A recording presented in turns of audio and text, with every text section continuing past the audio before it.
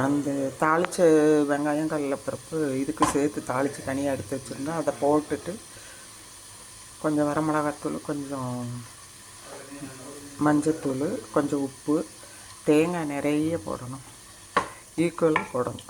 எவ்வளோ கொத்தவரங்காயம் அவ்வளோ தேங்காய். இது நல்லாயிருக்கும். கொஞ்சம் காரத்துக்காக தான் இப்படி போடுறோம்.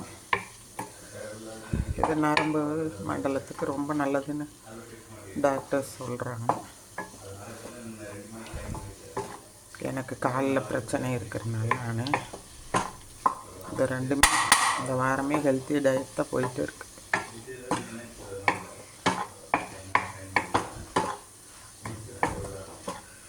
கொத்தவரங்காய்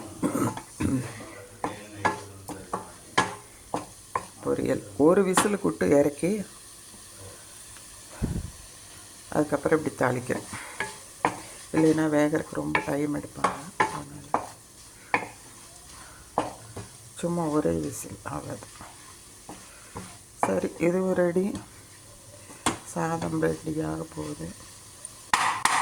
பிரண்டை பொடி இருக்குது, அதை நெய்யில் போட்டு சாப்பிட்டு இதை தொட்டுக்கிற வேண்டியதான்.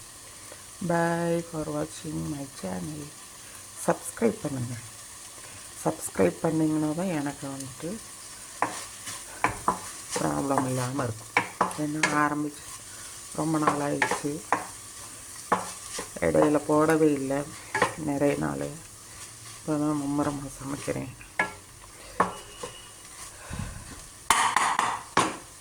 தேங்க்யூ ஃபார் வாட்சிங்.